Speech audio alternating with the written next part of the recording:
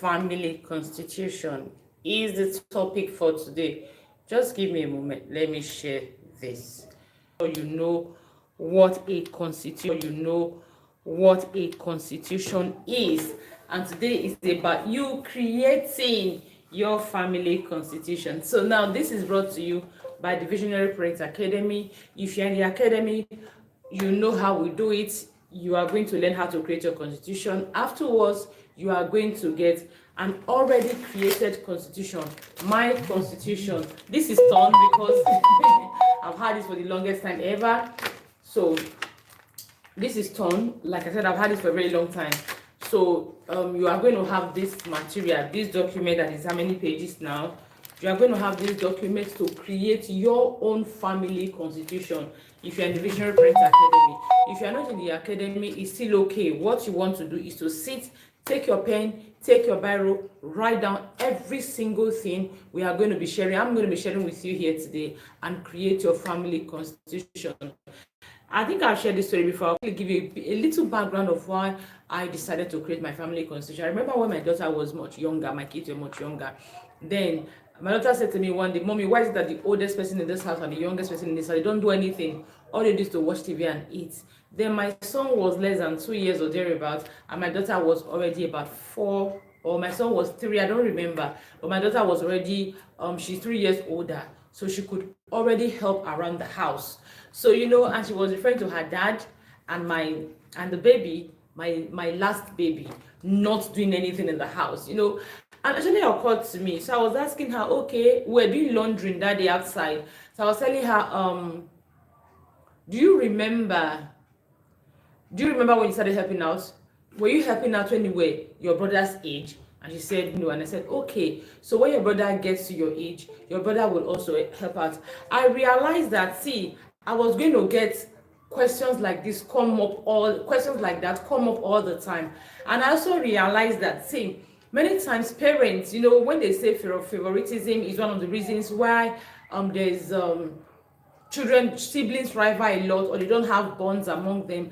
I said that is partly a reason, but the truth of the matter is, even when there is favoritism in the family, some siblings will even take advantage of that. I've seen situations where siblings will say, okay, you are the parent's favorite, so you are the one we are going to use to get what we want from our parents. So you see them telling, okay, you go and tell mommy to bring this, you go and tell mommy to bring that. Why some children take advantage of that, some just get bitter, they get envious, they get jealous, and all the negative energies, all the negative things that they can get from that.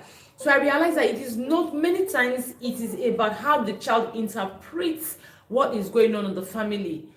We always say it is not about what people do, it's about how you respond to it.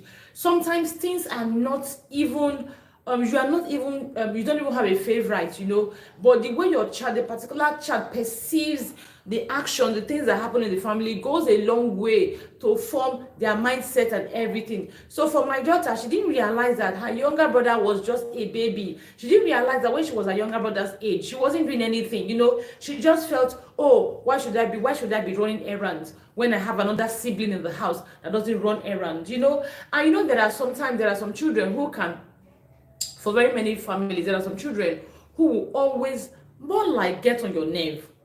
There are some children who will more like push your button. Now imagine you have a child who pushes your button all the time, and you are always responding to that child. Like what we do many times, the child pushes your button, you punish that child. The child may grow up thinking that, in my family, I was the one that was punished the most. Sometimes they don't even remember what they did.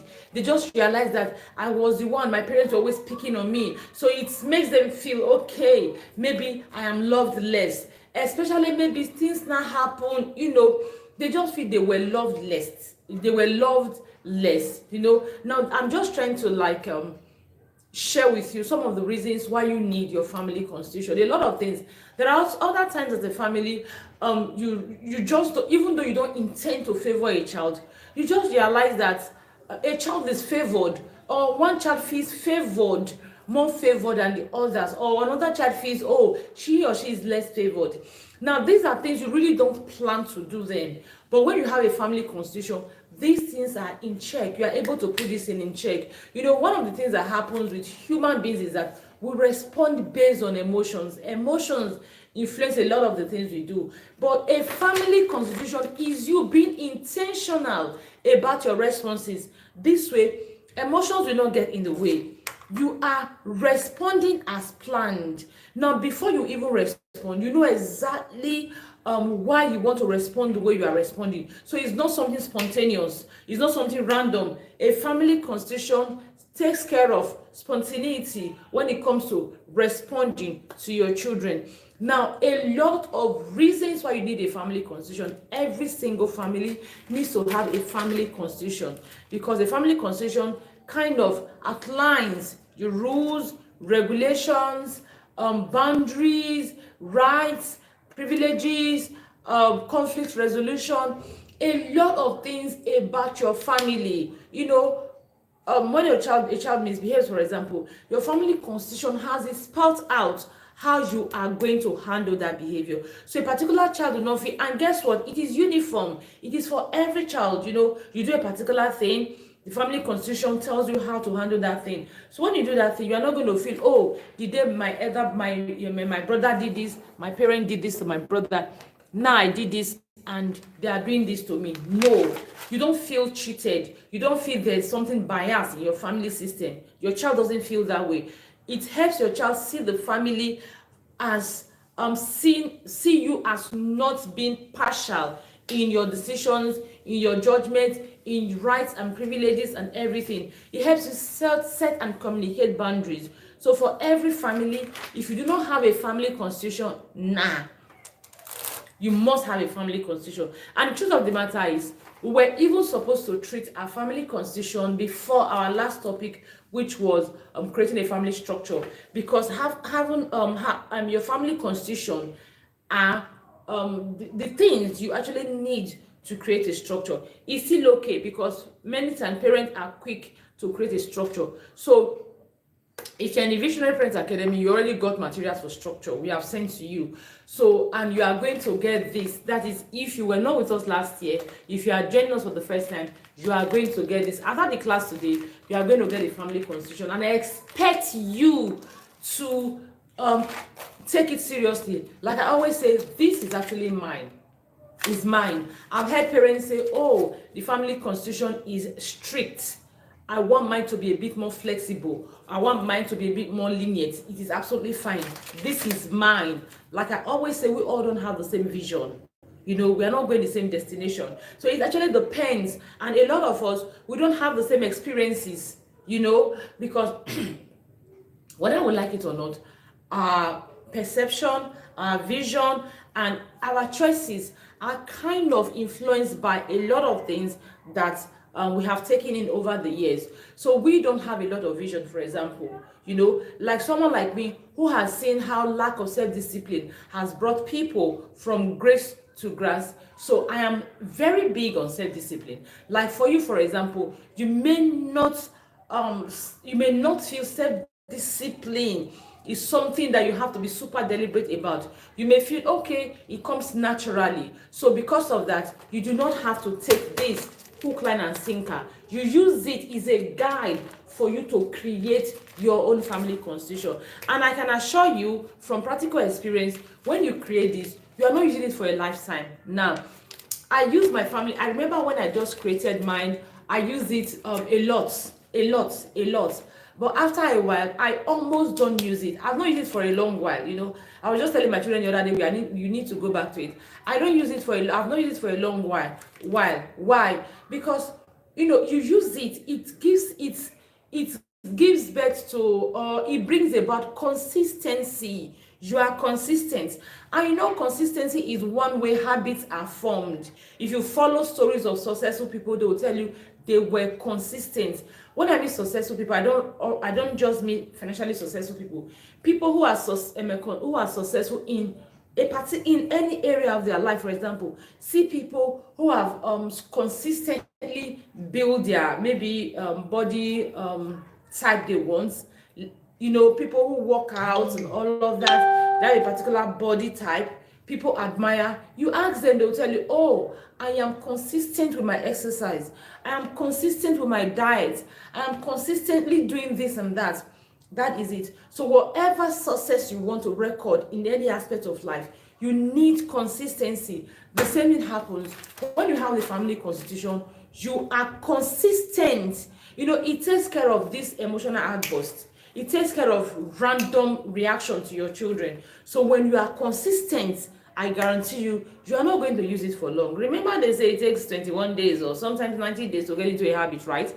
Depending on the habit you are going to get into. So I guarantee you, when you get this family constitution, you start applying it now. Before the end of the year, you may not need it again, because your children we naturally build these skills.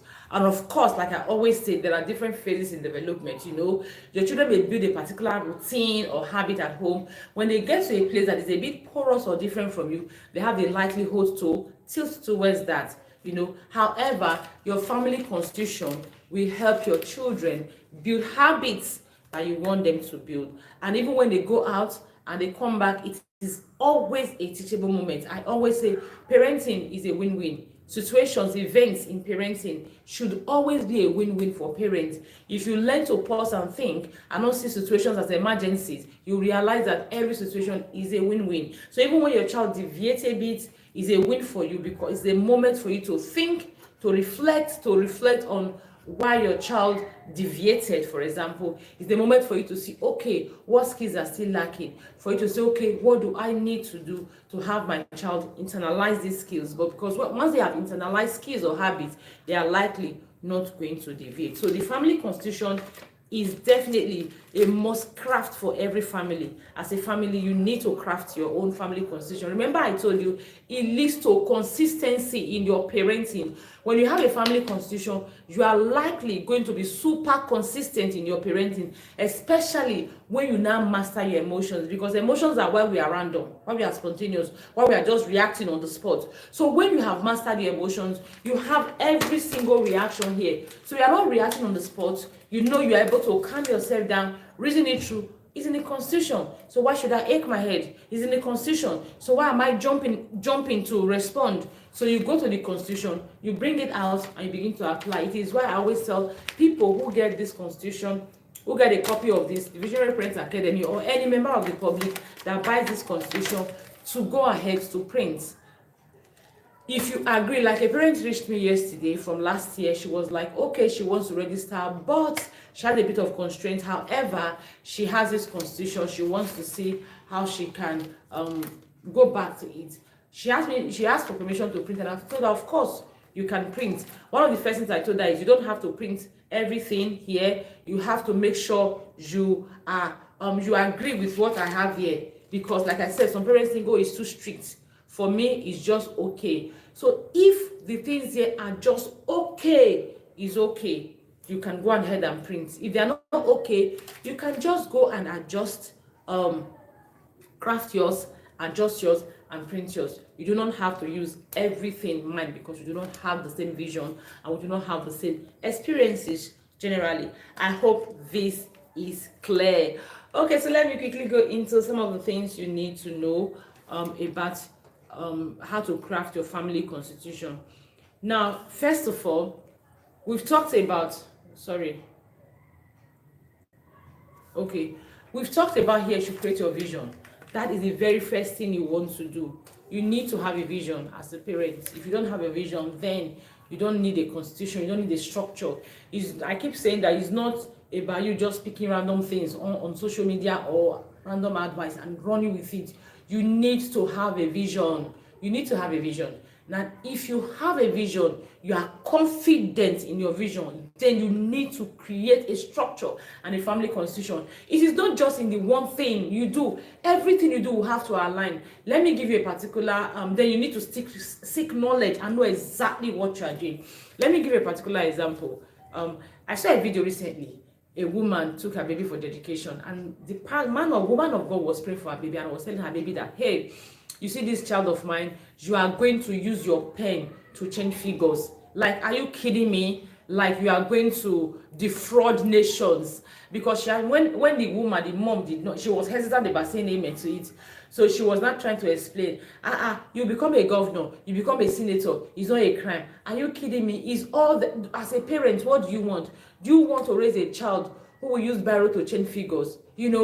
Don't you want to raise a child like, I don't get it. It is why you have a vision. If you have a vision that I want to raise a child who will become a governor and a senator, who will actually make a change, who will make a difference, who will not go there to you, who will not go there to steal, who will go there to leave a name, a legacy for generations to come. If you have that at the back of your mind, it is your guiding, it's your guide every time, every day. And somebody is telling you, you are going to raise your child is going to use barrow to change figures. You are going to say no. You are going to say no to it, because that is not the child you want to raise. You have a big picture already. You have a big picture in your head of a child who is making a difference, genuinely making a difference. Then you know that using barrow to change figures is definitely not the child you want to raise, and you are not going to be saying amen to it. So let's go. As a parent, one of the very first things you want to do, I've talked about several times, is you having a parenting vision. You need to have a parenting vision, and luckily we have a book in the Visionary Parent Academy, a parenting vision. I think we shared a couple of materials. We have a major one that teaches you how to create your vision, your long-term vision, your short-term vision. We have that one. Like I always say, vision is the big picture. What do you want to see? So you want to sit down as a parent and ask yourself, okay, well, my child is an adult. My child is, and now by adult I mean when my child is independent, my kids are on their own, they are going to be faced with these situations. How do they respond to it? You want to look at all of that and create your vision. That is the very first thing you want to do. Now remember, after creating your vision, you have values. Your values are the roadmap to your vision. Your values are the roadmap to your vision. You want to have your values. They are the roadmap to your vision. I always say values are just ideas until they are acted upon. You can't say you have values as a parent. And I always say this thing that, for example, you will say, oh, I'm a very patient person. Patience is one of my values. And people see how intolerant you are. Patience is not your value. Your values show in your behaviors, in your choices. It's not by saying I value something that actually makes you value something. I value integrity, and you are always on the phone lying. You are always cheating. You are always keeping fake promises. You do not value integrity. I see people, they have companies, for example, they write their values: integrity, respect. Excuse me, when your customers come, you are literally fighting them. How is that respect? You see people say, oh, customer is always right. Then you have your receptionist who is always attacking customers, who never allows customer voice their displeasure or something, and you say, oh, customers are always right. No, you do not value.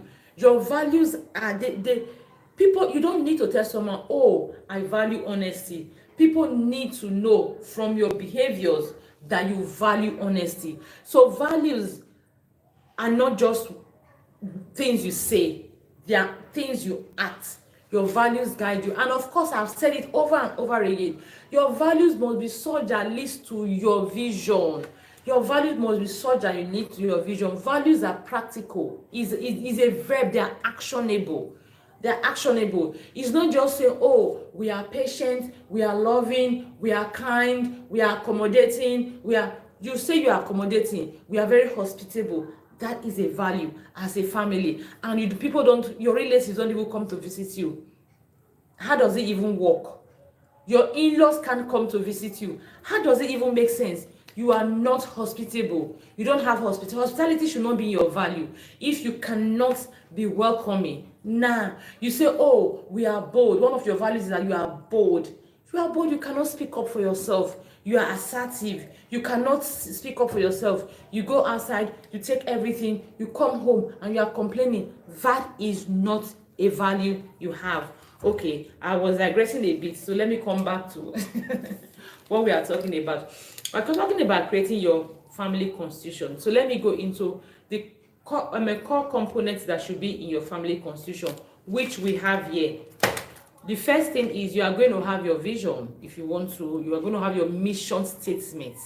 It is super compulsory that you have your mission statement. Your mission statement is your you can call it mantra, is your action, is your working. I don't know how to put it, because when you say mission, mission is work. You are on a mission. This is what you are doing. So your family is on a mission, a statement, a guiding statement that guides your choices, because you have a mission. You are on a mission.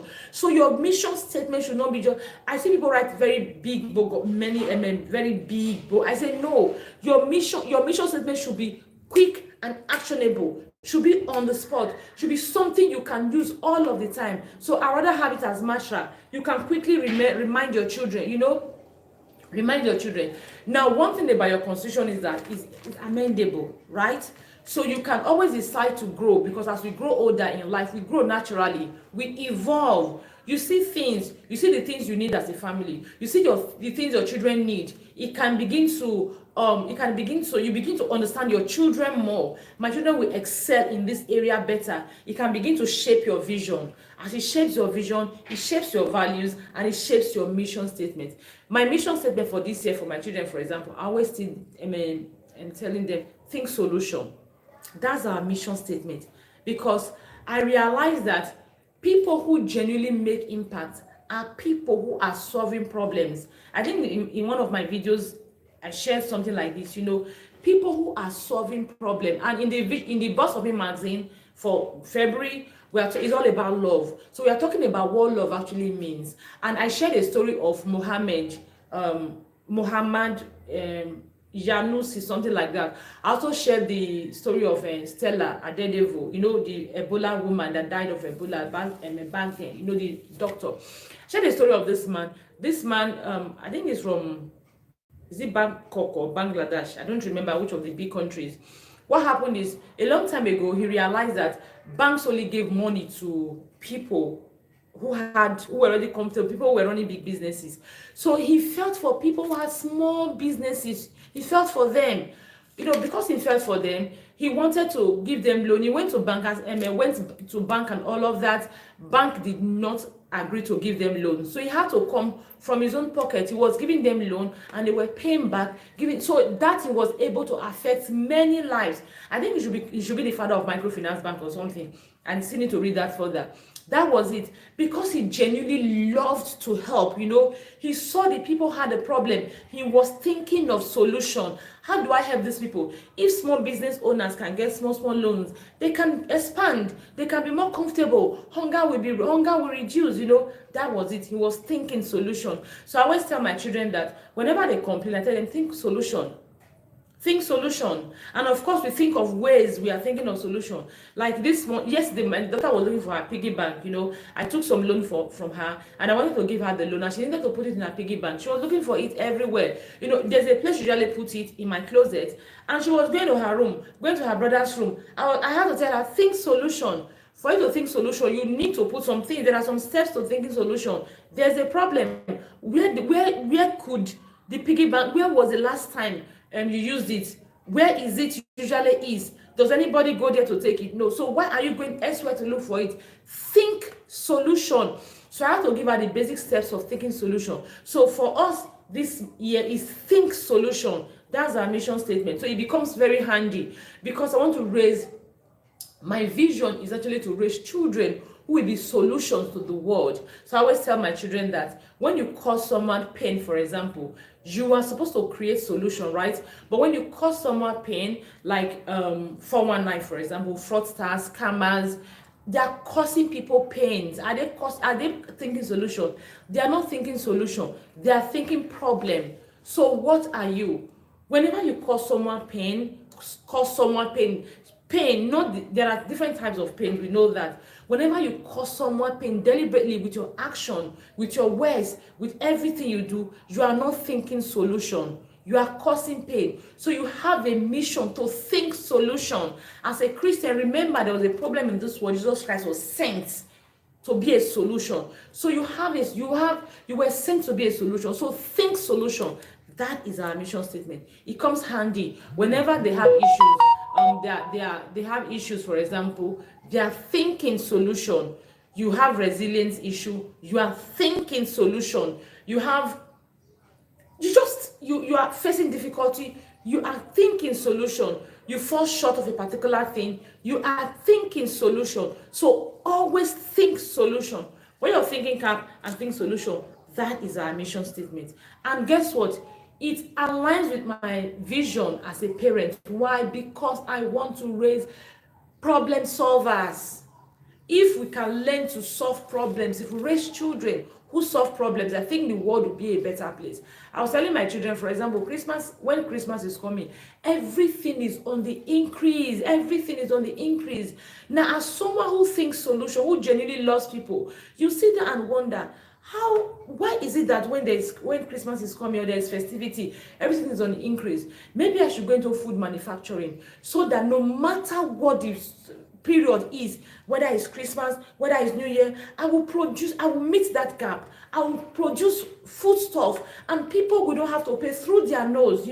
I will have a what is it called, a transport company that even when it's Christmas, it's New Year, people will still be able to afford the fees. Festivity should not increase prices of goods and commodities or services in the nation. That is thinking solution. It's coming from a place of genuine love, care, think solution. That is it. So I want to anything. It can be anything. I tell them it can be anything. You can decide to go into fashion. You can decide to go into medicine, because you have the mind of providing solution. So think solution. It is why, because I want to raise children who are problem solvers, I believe that my kids were sent into this world to solve problems. So I want to create a mindset in their head. The vision is for them to solve problems, no matter what their endeavor, no matter what their career path. The vision is for the idea. The vision is seeing them as they are being honored, recognized for solving problems. That is my vision, my idea, my vision for them. And so the mindset I'm nurturing in them is the mindset of problem solving, because there is problem not the finish. So if that is the mindset, then my values should be such that we solve problems. So I will sit back and look at how would they solve problems. That will be my values, solving problems. So my mission statement will revolve around problem solving. So it is why my mission statement for 2025 has been think solution.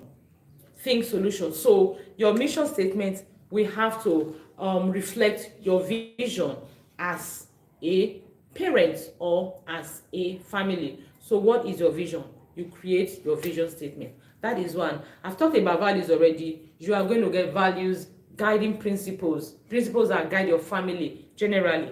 My glasses is kind of not clear. That guide your family generally. Another thing you want is in your constitutions, you are going to have, I've talked about mission statement, I've talked about your core values. You are going to have your roles and responsibilities. Roles and responsibilities. Everyone has a role to play in the house. So for parents who keep saying, my kids don't like to do chores, do you have it spelled out? Do you have it spelled out? It's not about random. Oh, go and do this. Oh, go and do that. No. It's about roles. Spell it out. You create your family constitution. Spell it out. Please, you are with me. Please leave values are actionable. Fantastic. Thank you so much for joining. Thank you so much for joining. Please, if you've joined me, please leave a comment in the comment section. I'll really appreciate it. If you have any question, ask it, please. Then what was I saying again? Okay, roles and responsibilities. Everyone should have their roles. Everyone should have their responsibilities captured in your family constitution. Everyone, it is super important. A particular person doesn't have to repeat a particular role all the time. You can have a rotational role system or responsibility system, however you want to call it. Like, okay, you sweep today, you do that tomorrow, you have it. Everyone has their roles, their responsibilities. As a parent, you have your roles and your responsibilities. You communicate it to them. Your constitution has it all covered. Then you have your house rules and expectations. It is covered in your family constitution. Your house rules and expectations. Everyone should have rules. You have rules like your television rules is there. Your mealtime rules, they are there. Roles and responsibilities, spelled out, absolutely. You have your television rules, they are there. like when we talk about the structure, talking about having visitors around, you have rules that it is your home, it is your house. You have a vision, for example. Someone should not come and mess it up for you. You know, you even if like even when I remember, let me share another particular example. I remember my kids were much younger. One of the things I was teaching them was not to take things from people, especially maybe edible things somebody is eating. I remember I went out, someone offered my child a banana, and I said no, my baby was very small, and I said no, and the mom was looking at me, I'm a pastor, I'm a woman of God, will I hurt your child? And she was offended. I told her it is not about you, you know. Besides, I don't even know you that much like that for me to say, okay, take banana. Now, it's not even about whether you're going to bewitch my child, you're going to hurt my child. It wasn't really about the woman. It was about what I was trying to teach my child. I was teaching my child, don't accept things from people. Now, you are giving my child, you want to bully me to align my child. It was a no for me. Because at that point, it was not about the parent, the woman. It was about my own child. What I was teaching my child. And why was I teaching my child to accept things from strangers and people? Apart from the fact that strangers could use things to lure them, it was also about self-discipline.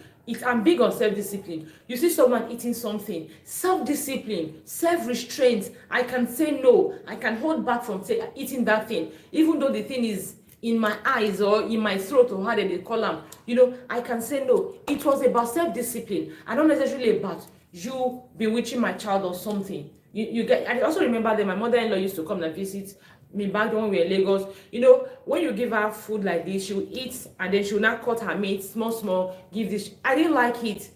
Again, it was about self-discipline. Then you have children start hovering around. It's not a big deal. Now they are grown. They can do a lot of things on their own, because I know to a reasonable extent, they have nurtured self-discipline in them to a reasonable extent. Now, I'm always of the opinion that, see, there's no black and white when it comes to teaching children character skills. When they grow older, there are lines. There is black and white. They will understand. But when they are much younger, there is no black and white. It was when I was teaching my children, don't open doors for strangers. I will tell them, even my own mom comes when I'm not at home, don't open the door for them. Because I didn't want to create an exception. That exception could not mean, okay, people you know very well, don't open the door for them, and then open the door for them. And then when someone comes in, even though they don't know the person very well, the person, someone says he's taking note, thank you, ma. Even though they don't know the person very well, the person will start saying, I'm your daddy's best friend, I'm your mommy's XYZ. The person cannot start cajoling them. Have you not seen me your mommy's picture? I was when your mommy was talking to the other day, and they would not be convinced to open the door. So for me, they're growing up, when children are still very small, they cannot reason for themselves. There are no blacks, there are no gray colors. It's only black and white. So don't open the door for anybody. Do not open the door for anybody. Don't take anything from anybody apart from me and your mom and your dad. Don't take anything from anybody, no matter who the person, because I did not want to start giving exception. But now that they are older, of course they know the difference. They know grandma, they know auntie, they know uncles, they know everyone around. So when I'm not at home, they can say, oh, my uncle is here, open the door. Oh, I'm not at home. Okay, you are giving me something. They can feel comfortable because they are older. They can think on their own now. But when they were much younger, there were no gray lines. It was black and white, because I needed them to understand certain things. So it is your house. You know exactly the age your child is. You know the phase your child is. You know the cognitive age of your child, the moral age of your child, the social age of your child. You create all that rules and expectations in your family, and everybody that comes has to play by your rules and regulations. You know, I also remember when one time I had a visitor in my house and the kids were much younger. My kids were not allowed to watch a certain channel. I think it was a certain channel that had on DSTV that had Hearing Danger then. And it was actually because I saw Hearing kissing one girl. I said, no, they were too young to see kissing scenes. That was when they were much younger. I hadn't taught them about it, so there was no point having them learn it. Love first mentioned on television. I didn't want that. So I had a family friend come over, and the kids, they upstairs, they put in that particular, I think it was Nickelodeon, they put that particular channel. My son said no, and the boy was trying to bully my son into saying yes. My son came to report to me, and I said no. I wasn't going to say, oh, because they are visitors, allow them. No, no. There are rules and regulations. If you are staying in my house for more than a day, you are going to know my rules and regulations. You are going to know your boundaries, so that we are not clashing. You know them from the start. I remember when I was in Lagos, I had certain rules put somewhere, so that when you are coming to my house, you see certain things that are obtainable here. You know that, okay, so if you are comfortable staying, you can stay. If you are not comfortable, then it's okay. I remember somebody said to me, did you put this? Was it because of me you wrote these things? So because I'm coming to visit you, you wrote them. I said, okay, if that's how you see it, it's fine. But however, if you really don't, if you want to be fair, you realize that these rules have been here from the look of the papers on the wall. You realize that these rules have been here for a very long time. So it's not necessarily because of you. Because as my children are growing, I know the next phase they are going to enter. The next things, for example, you have a female child, for example, even a male child who's already growing, that entering this puberty stage. You know that they are always everywhere. Their hormones are just firing and a lot of things. Then you have visitors of the opposite sex or even the same gender. You want to create boundaries. You want to say, no, you are not entering visitors' room, you are not doing this, you are not doing that. And the person feels, oh, I want your daughter to come and do something in my room. And I say, hell no. Because these are normal things. On Sunday in church, I was asking my teenagers, are there not sometimes you feel like pleasuring yourself, touching yourself? They said, yes, they all agreed. It is what it is, because they are normal human beings. Their bodies are functioning very well. So you understand these things. So from time to time, you set rules and expectations, boundaries, when people are coming to your house, how they are supposed to act and all of that. And you really don't owe anybody any apologies. Like you tell people coming to your house, I don't want you wearing bomb shorts all around my house. You tell your female visitors, I don't want you wearing bomb shorts all around my hands, because my son is growing. Even though we are teaching him self-discipline, you taught him boundaries and all of that, he is a human being. He keeps seeing these things and you keep feeding his mind with these things. You don't want it. So you have a choice to feel okay and accept it. Then you also have a choice to feel, oh, these rules are too strict, and not stay in my space. It's okay, but I will not, because I want to actually please you or be, should I say, a permissive host. That's the better phrase, a permissive host to you. I will allow things that will not that will sabotage my children. No. So you have your rules and you have your expectations in your house. Expectations are how you expect your children to behave, how you expect people around people you have influence over to behave.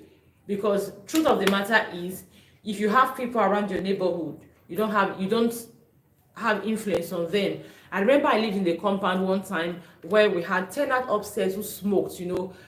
Several times I just tried to talk to them about, smoking, you smoke, you drop the thing. I realized I had the choice to move out or to keep teaching my children why these things are not right, and look for teachable moments, look for one of the things I was looking at for before we moved. One of the things I was looking at for was mistakes from them, to teach them, okay, can you see? So I remember one time we were going and one of the boys smoked. His eyes were so red and he was walking and he was almost falling.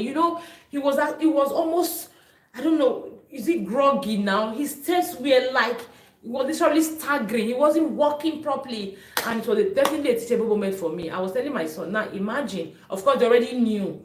I wasn't trying to be judgmental. They already knew those guys were addicted. I was telling him, imagine if there was something happening. There was a riot, there was a stampede. How was he going to be able to hold himself and do things, So it's either I was going to move away from them because I had no influence over the boys, how they live their life. It was their life. They were already young adults. So either I was going to move away from there, I was going to keep teaching my children, or that was basically it, because there was no way I could lock my children inside. So people like that, you don't have influence over them. Like when I say influence, you cannot you don't have control. Yes, control is what I'm looking for, not necessarily influence. You don't have control over them, but you see your space, your house, you have control over them. You spell these things out from day one. It is not fight. I've heard people tell me several times that, oh, you don't know my brother-in-law, you don't know my sister-in-law, you don't know this. Now, one of the reasons why you struggle to have people comply with your rules when they come to your space is because you are not bold, you are not confident in what you are doing.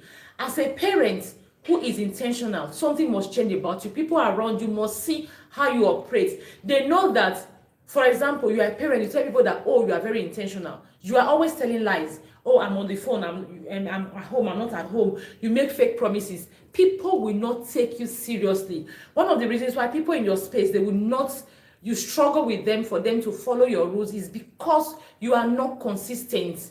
You don't follow what you say.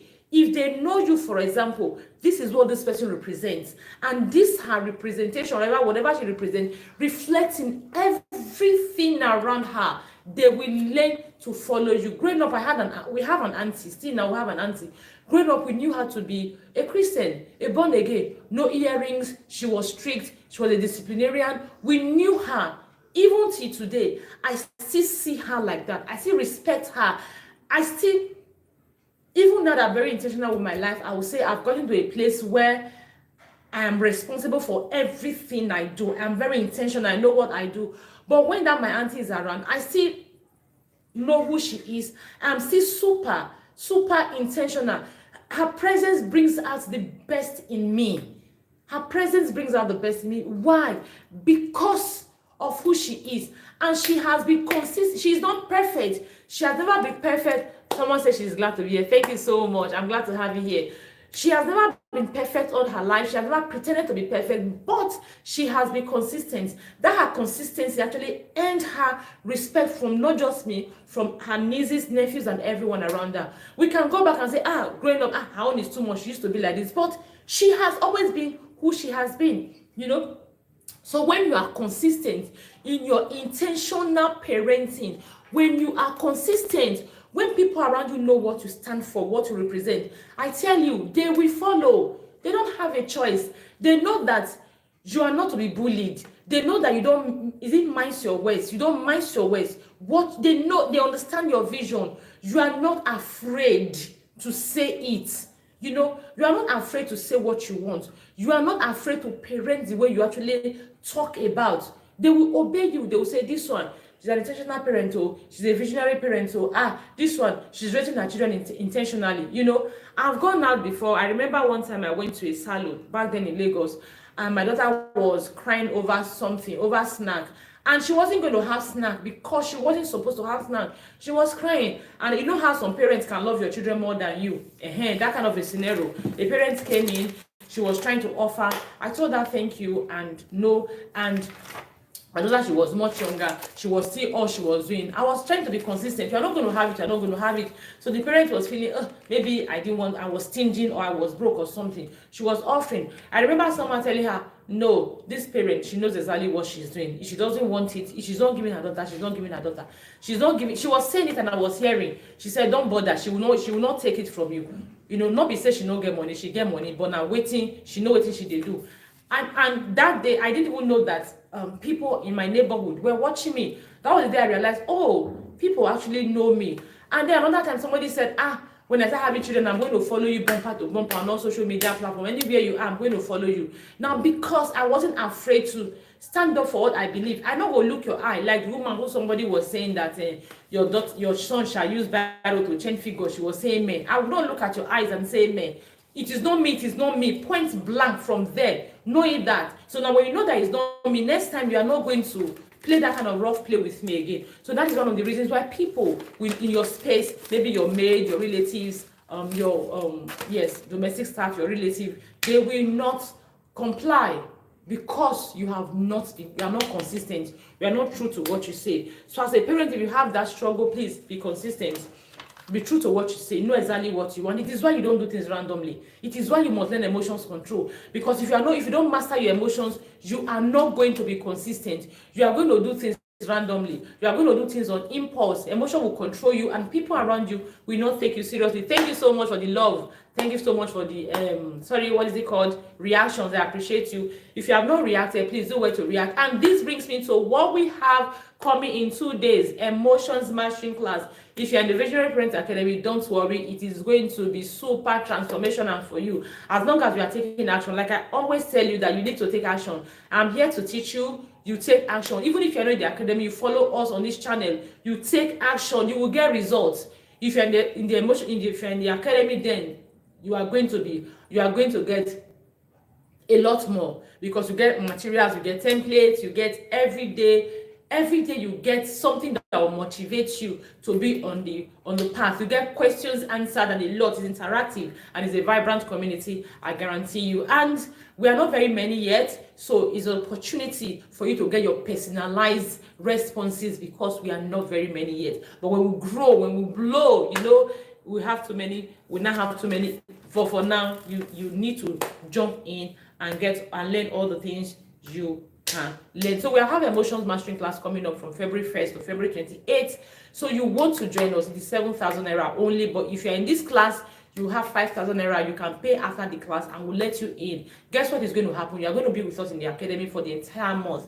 We are reading the book, and you are going to read the book along with us. You are going to have templates, you are going to have it with us. You are going to have daily accountability and activities, and you are going to enjoy it all with us. We are going to have personalized plan. If you need it, you are going to have it with us. So with 5,000 naira, if you are in this class, just reach out after this class or leave it in the comment section, and you are going to be added to the class for the entire month. And of course, after 1 month, if you choose to continue with us, good and fine. If you choose not to continue with us, you can go. But I tell you, at the end of this month, if you take action, you are going to be super better with your emotions. And we also have parenting on your knees. Parenting on your knees, right? Yeah, we have it coming up February 1st again, where we pray. We say one prayer for our children, or for the entire year, from 2025 February 1st to 2026 January 21st. We are going to say one prayer for our children every single day. Hey, you just get the manual for 3,000 naira,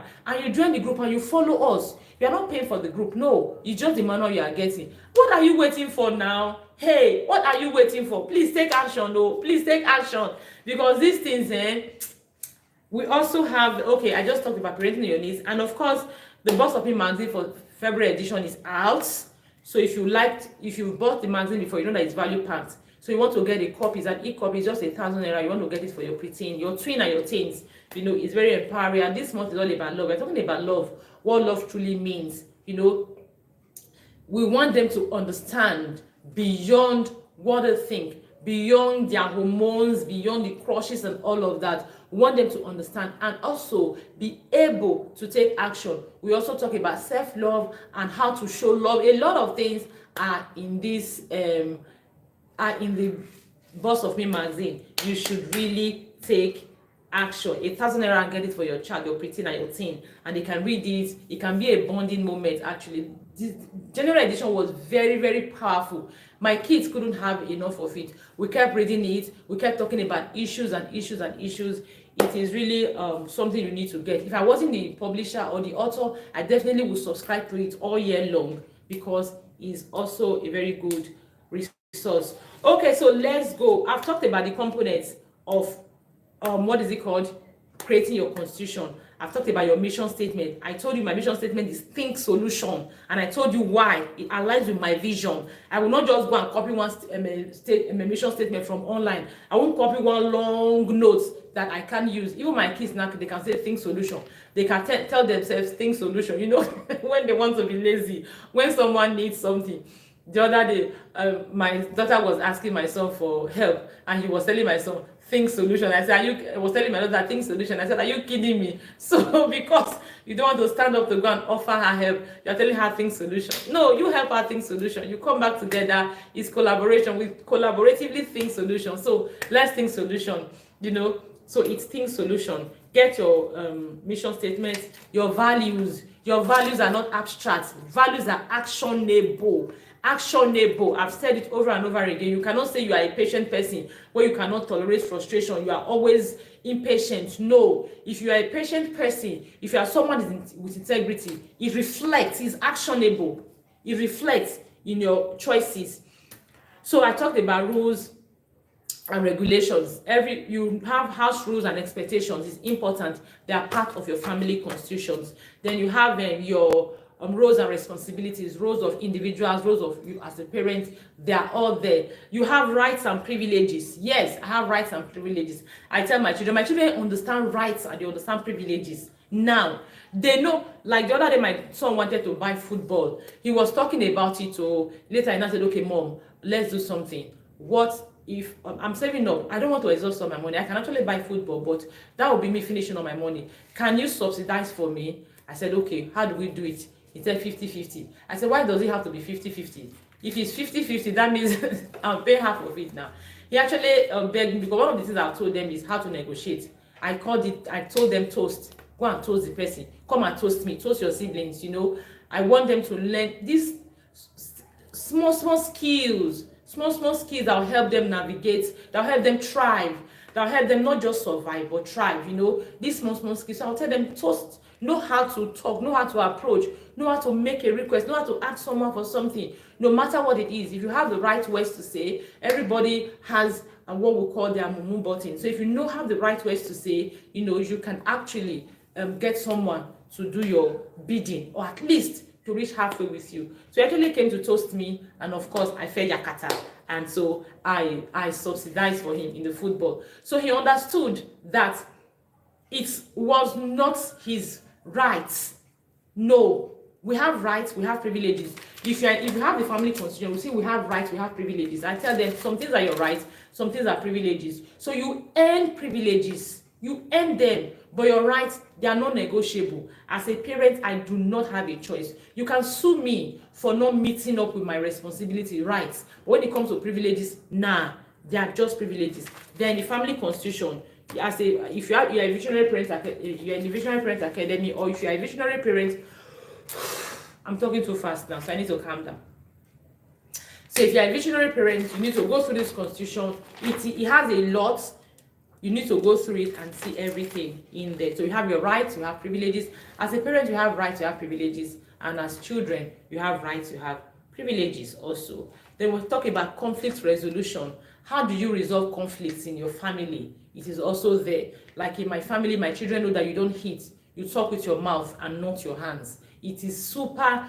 You talk with your mouth and not your hands. And we also have communication rules. You don't talk anyhow. There are words you do not use. You know, no matter how you think they sound, you don't use them. And also tell my children to always teach them how to speak to people that sounds polite, you know. So there are words you don't use. You can never catch my children. My son was telling me the other day, somebody was in class, was asking him, are you mad? He told the person, no, I'm not mad. I said, okay, that is how they respond. But I was telling myself that somebody asking you, are you mad? Telling the person that you are not, I'm not mad. Because in this environment I'm in a suburb. When I was in Lagos, the children could have the school they attended, are you mad, was almost never in the conversation, because it was a taboo in the school, and it was a more civilized environment, I want to use the word. So are you mad was never in their conversation, kind of. But since we moved in here, imagine the other day my son was telling me somebody told him that you were born by mistake. Like, are you kidding me? You know, really? So you can imagine.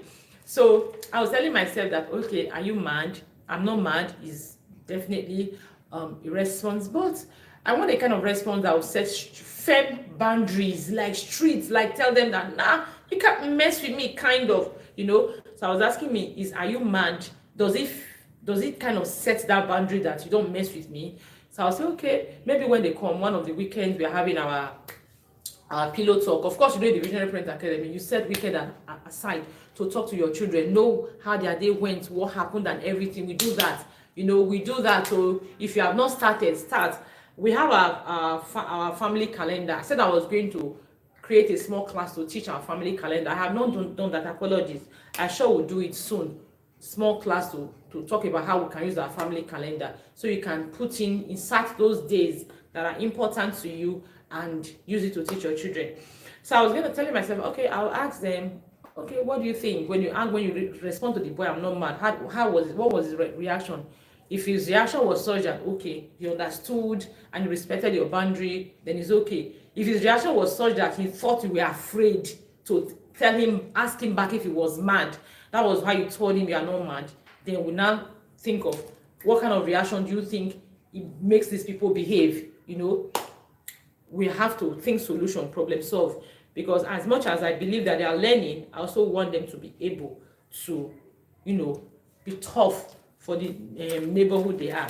Okay, we'll talk about conflict resolution. We're talking about decision-making process. It's also important. How do you make decisions in your family? You want to include decision-making process. Everybody comes together to agree. I think I'll have to review this constitution and include decision-making. Decision-making is not here. I don't think so. Is it here? I've not gone through this constitution for a very long time. I just saw rights, behave. Okay, we have to include decision making. We have family traditions, discipline, conflict resolution. What's the other one? Section family tradition is section 15. Section 16 is right and responsibility. Privileges, that's section 17. Family tradition section 15, discipline section 14, conflict resolution section 13. We have section 12, phones and tablet use, rules, TV rules section 11, when there is a visitor section 8, when children's friends visit, mealtime, a lot, house chores and all of that, different sections, we have it. So I'm going to include decision making. How do you take decisions as a family? I'm definitely going to include that. How do you take decision as a family? The kind of decision that you can take on your own, the kind of decision you can only parents can take, this kind of decision that we all can sit together as a family to take it. Because whether you like them, there are decisions that children can take on their own. For example, my children, today was their career day in school, and they didn't want to. They have military costume, they have medical costume. Somehow they are tired of repeating military and medical costume. And my son just said, Mommy, he wanted to look like an old school teacher.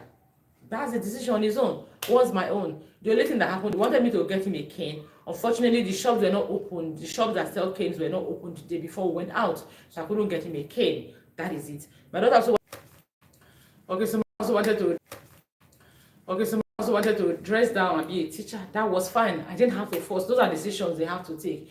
So there are other decisions that we'll have to sit back and look at it together. You take it. There are some decisions that they have to take on their own. There are general decisions that we all have to. Even vote. If it means voting, maybe we don't agree. We can even vote like, okay, maybe this Christmas holiday, let's do this destination. And say, okay, no, let's do this destination. We can even vote and a lot of things like that. Then of course, that your constitution, you have to review your constitution every now and then. You can make it periodic. Anytime you want to review the constitution, like I said, your kids are growing. Things may change. You may discover more things about them. You may learn more things about them. You will learn how to help them better. Sometimes you may learn, okay, for example, you used to tell your children that don't watch X, Y, Z. My children cannot watch Nickelodeon. When they were much younger, they were not watching Nickelodeon. Now they can watch it. So imagine if I had written that out. I'll have to sit back and review it. And I'll tell them why. Firstly, because we have laid the foundation for sexual behavior expectations. We have laid the foundation. I have taught them over and over again. There's almost nothing I've not taught them when it comes to sexual education. So yes, I've prepared them. So even when they see somebody kissing, my 13-year-old sees somebody kissing, my 11-year-old sees somebody kissing, even my 8-year-old sees somebody kissing, they already understand what they need to understand about that. So I can confidently say, okay, what Nickelodeon, after all, is just kiss, like just peck kind of kiss, that is it. So you always have your family constitution, you have it reviewed. So let's talk about steps for you to create your family constitution. Firstly, you're going to hold a family discussion. You are not going to wake up all by yourself and create a family constitution. It is for the entire family. So you want your spouse, you and your kids, all want to be involved, because you want to tell them rules and regulations. You want to understand why they do the things they do, especially the rules and regulations. You want to understand why they do the things they do. You want to know the skills they lack. You cannot set rules without the children being able to meet the rules. That is you just bullying them. You set rules. Don't watch television. You don't give them alternative. If I don't watch television, what will I be doing? I'll be bored, naturally bored. What will I be doing? You have alternative. So, okay, don't watch this particular channel of television. Why? So you have to have a family meeting where you talk about rules and regulations, where you explain to them the reason for the rules and the regulations. That's one thing. When you communicate consequences, when you talk about your rights and your privileges, then you have to identify your core values and your vision. You define what it means. For example, you want to talk to your children about, okay, this family, we have integrity. I want integrity to be one of our core values. What does it mean? What does integrity mean? Like I told you, values are actions. How do you show integrity in your everyday behavior? You say things the way they are. You don't exaggerate.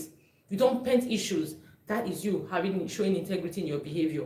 You don't make promises you cannot keep. That is you showing integrity in your behavior. You don't take what you are not giving. That is you showing integrity in your behavior. You see something that doesn't belong to a person, it doesn't belong to you, you must return it to the owner. Those are ways you show integrity. Why do you need to show integrity? You need integrity to be able to live peacefully with people. One thing is, if you don't have integrity, people will not trust you. They know you as a liar. When they know you as a liar, they know you as a thief. They know you as someone who make fake promises. If you don't have integrity, people know you with these things. They will not want to trust you and relate with you. Remember, you don't live in isolation. You must interface with people as you grow older. As you grow older, you become more independent. You will need people to live happily. You cannot live alone. It's not possible. So you need people to trust you. If you struggle with integrity today, when you grow up, there's every likelihood that you are going to struggle with integrity. And guess what happens? When you don't have integrity, you are going to look for other ways. I say, you see our politicians, they buy people with votes. One of the reasons why they buy people with votes, why they buy vote with money, is because they lack integrity. They go all out, desperate, to convince people that they are going to do certain things for them. If they are people of integrity, people know them, this man has always kept his promise. All you need to do is to come and tell them, okay, you see this your road. When I become the governor, I have the resources, I'm going to fix your road. Now, because you have your words, people trust you, they are going to follow you. But in Nigeria, it doesn't work that way, because the average person lacks integrity. So what do? People say, you go and convince them, you give them money and all of that. Now, what if you don't have money tomorrow to convince them? What happens? It means you are going to struggle. You may not even go into politics, but the little space you are, you may struggle, because you will not be able to influence people because you lack integrity. Can you see that? If you now look at your future, eventually you realize that integrity is going to open doors for you. But when you lack integrity, you are going to struggle to open certain doors, because people cannot trust you. So this is why you must learn to practice integrity now. When you are comfortable with it, then it's easy for you to run with it in the future. You teach them these certain things. And I always tell my children that if, as a parent, I cannot trust you, I cannot defend you. When something happens, someone comes, I should be able to readily defend you, readily fight for you, readily. Like someone comes and says, oh, your child does this, without even coming to meet you, I can say, no, my child did not, or my child has a valid reason, or yes, what my child said is true. He did this because of this. He said it and it's true.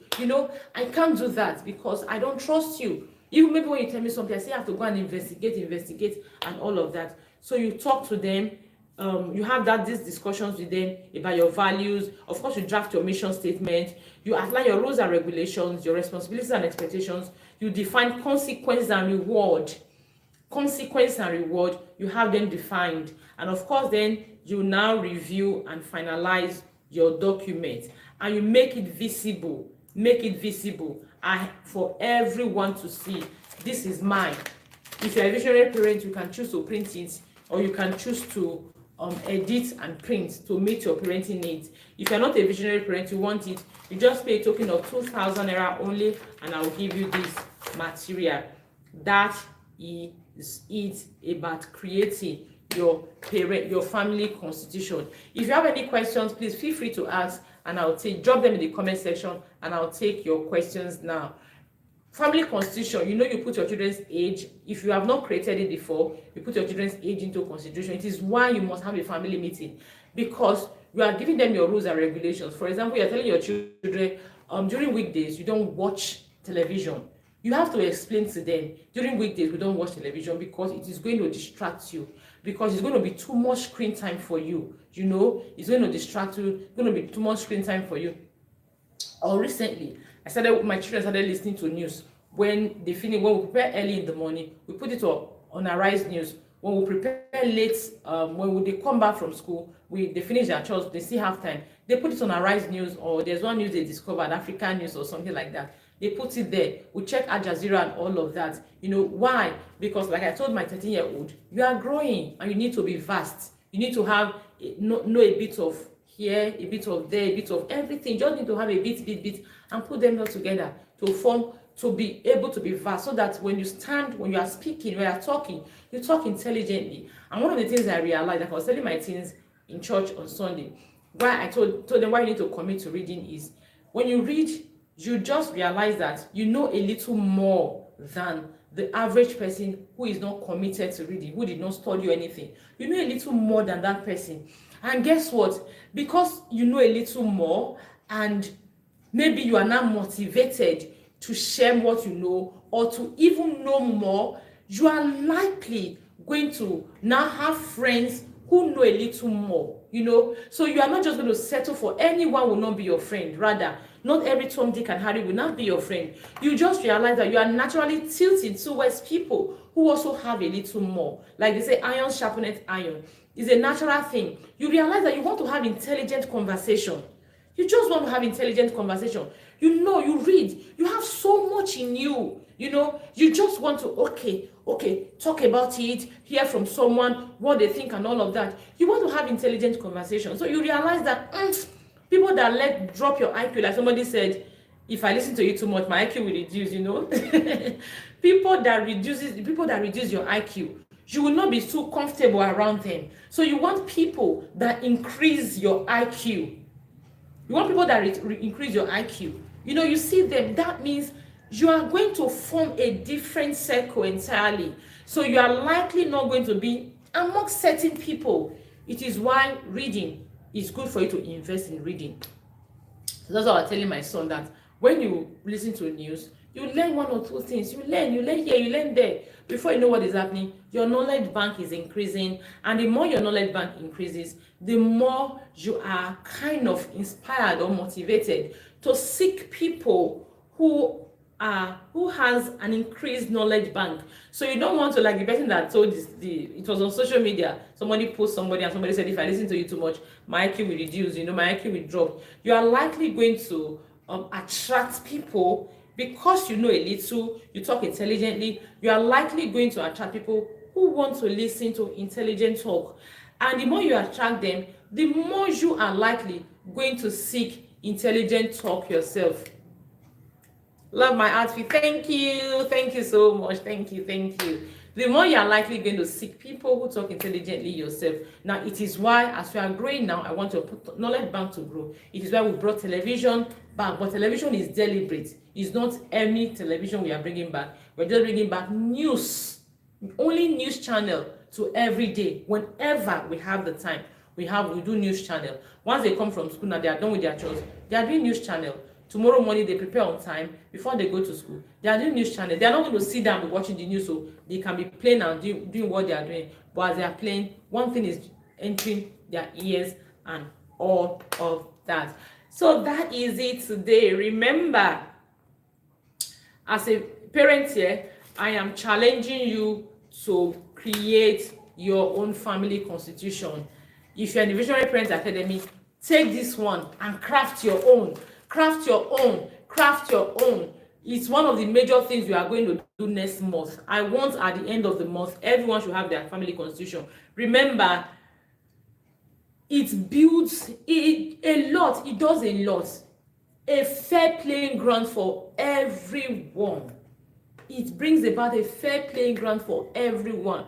No child feels, oh, my parents were partial, or my parents are partial, or my parents love me less. No child will feel that when you have your family constitution, and you are not going to be random, especially if you work on your emotions. Remember, emotions mastering classes come, you need to join us. If you master your emotions, you are not going to be random. So the child misbehaves, and one thing about the family constitution, this particular one we have, it spells out every behavior.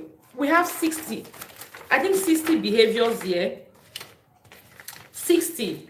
Okay, I think the other one, the edited one, is 64. We have 64 different behaviors.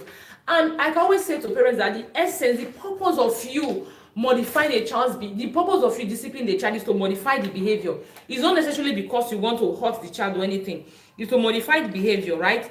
To teach the child better ways to behave. And it's exactly what we intend to achieve with this family constitution. If you go through it, for those in the Visionary Parents Academy that have it, or if in case you want to buy, if you go through it, you will realize that all the consequences are there for you to modify, for you to teach your child, empower your child, teach your child what they need to know about the behavior. Let me give you a particular example. I just opened a random page now. It says, not fixing your room. This includes leaving your toys on the floor, not making your bed, leaving your clothes on the bed, not bringing your mosquito net down. Okay, this was in Lagos. We used to use mosquito net. Here, we don't use mosquito net. Not bringing your mosquito net down and not sweeping your room before bedtime.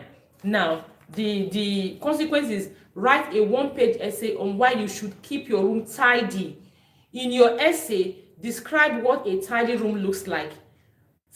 Then that is the major essay. Describe what a tidy room looks like. What does a tidy room look like? Then why do you need to fix your room? So the more your child writes about why he or she needs to fix the room, the more they see the reason why they should fix the room. So it's not about you beating, because you beating your child does not teach your child why your child needs to fix the room. But you have taught your child already why. Like one of the editions of the Boss of Him magazine, there was a boy that didn't fix his room. He used to keep his room carelessly and keep his things carelessly and all of that.